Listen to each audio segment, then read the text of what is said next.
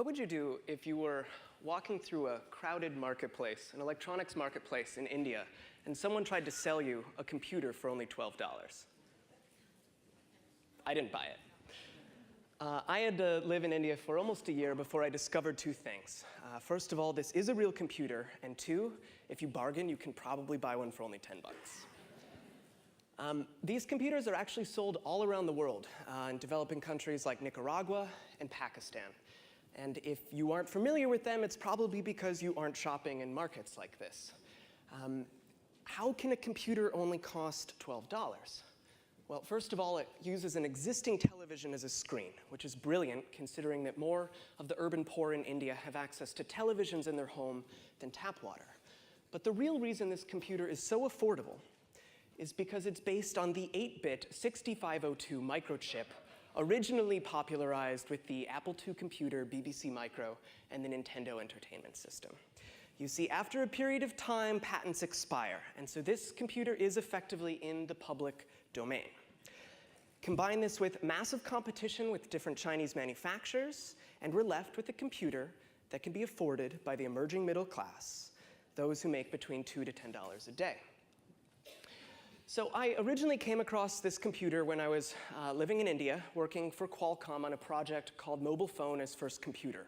I was doing ethnographic design research on innovative uses of mobile phones in urban and rural contexts, and I was very inspired by the work, and I decided to stay in India and teach a course remotely to students at UC San Diego. You can see us in Skype there. And I bought this computer because I thought it would make an interesting class discussion. When I first turned it on, I wasn't sure whether to be disappointed or amazed. It does have this impressive mouse-driven interface, and within a few clicks, you can be composing 8-bit music or even learning to program in BASIC. But most of the software was pretty low quality, hodgepodge of typing games and 8-bit karaoke, anyone? But when I thought of my own experience with 8-bit educational games, it was actually very rich. Carmen Sandiego, Oregon Trail, Maniac Mansion, Number Munchers.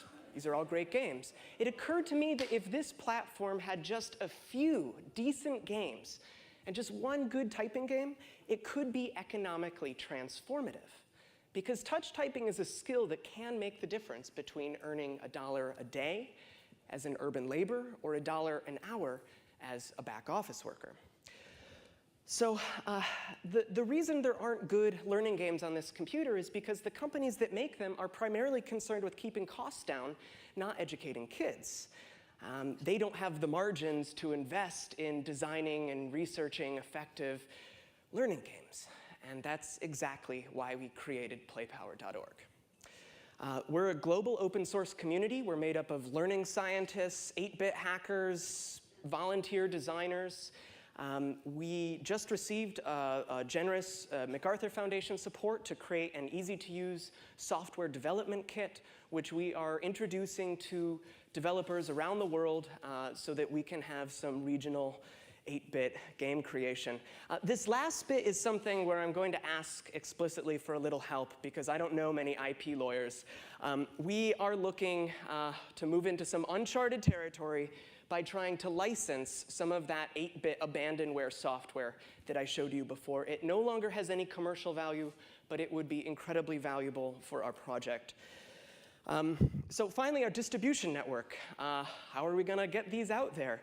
We're just giving the software away to the different manufacturers so they can bundle it instead of the 8-bit karaoke. We've talked with a number of them. They're excited about this free R&D.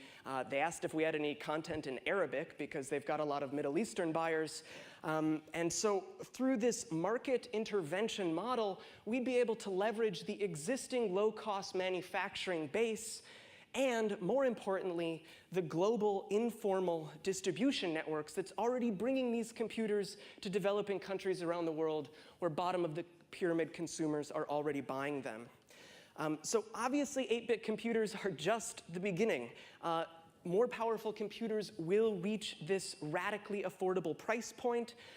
That's why we're trying to be there even on mobile phone platforms. That's what I'm working on now, in addition to this at Carnegie Mellon. Please be in touch. There's so many ways to help. Thank you.